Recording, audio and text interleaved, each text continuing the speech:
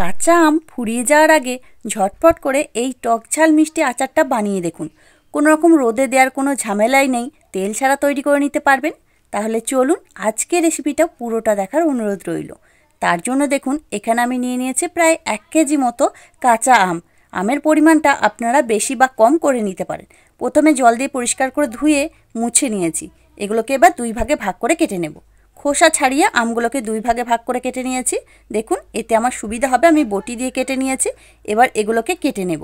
তার জন্য দেখুন একটা প্লেট নিয়ে নিয়েছি আর নিয়েছি একটা চাকু। এবার এটা দিয়ে সরু সরু করে আমগুলোকে কেটে নেব। আমি চাকু দিয়ে কেটে নিচ্ছি, আপনাদের যদি বটিতে সুবিধা মনে হয় ওতেও কিন্তু আমগুলোকে কেটে নিতে পারেন।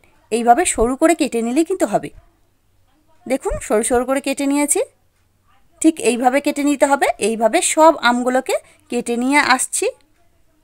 সব আমগুলোকে একইভাবে সরু সরু করে কেটে নিয়েছি।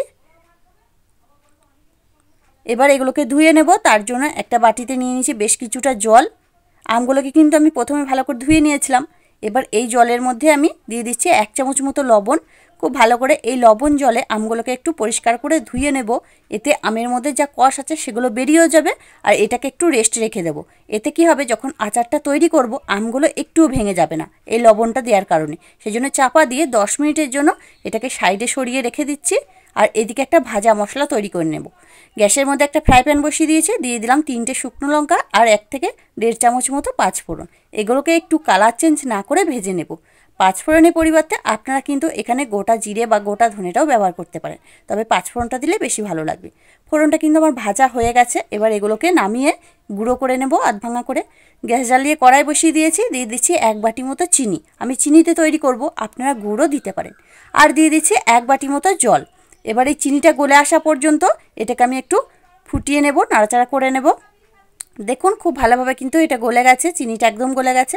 এবার এর মধ্যে দিচ্ছি একটা তেজপাতা আর 1/2 চামচ মতো কাশ্মীরি লঙ্কার গুঁড়ো, অল্প একটু হলুদের গুঁড়ো। এতে বেশ কালারটা অনেক সুন্দর আসবে। এগুলো কিন্তু অপশনাল, আপনারা চাইলে কাশ্মীরি লঙ্কার গুঁড়োটাকে একদম স্কিপ করে দিতে পারেন, কোনো অসুবিধা নেই। আমি একটু কালারের জন্য ব্যবহার করলাম। এবার সব কিছু একসাথে মিশিয়ে নিয়েছি। কেটে ধুয়ে রাখা আমের টুকরোগুলোকে দিয়ে দিচ্ছি। এই সময় গ্যাসের ফ্লেমটা একদম আমি লো টু মিডিয়াম করে দেবো। দিয়ে এগুলোকে একটু নাড়াচাড়া করে মিশিয়ে নেব।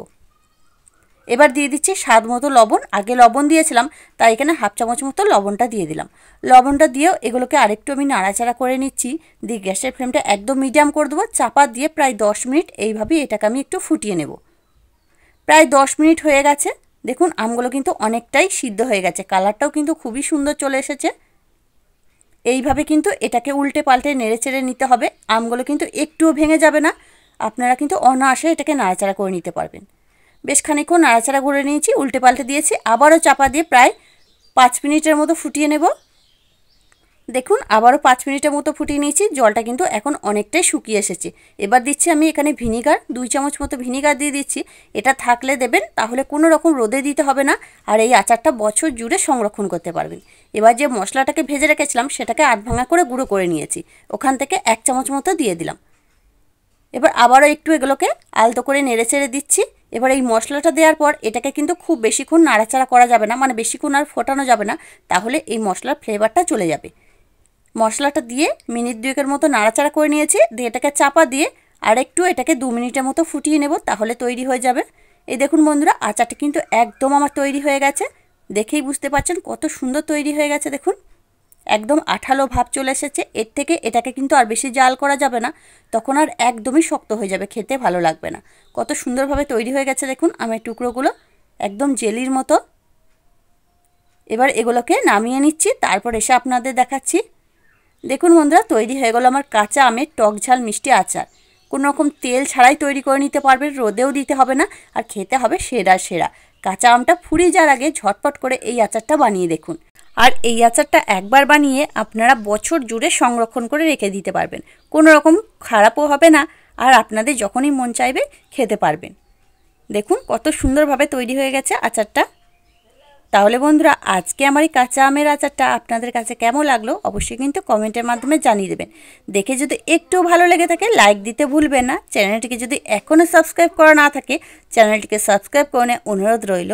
তার সাথে পাশে থাকা বেল আইকনটি প্রেস করে দেবেন। আমি যখনই কোনো ভিডিও দেব তার নোটিফিকেশান সবার আগে আপনার কাছে পৌঁছে যাবে। তাহলে আজকের মতো এখানেই, আবারও ফিরে আসছি অন্য কোনো দিন অন্য একটা রেসিপি নিয়ে। ততক্ষণ আপনারা ভালো থাকবেন, সুস্থ থাকবেন। ধন্যবাদ।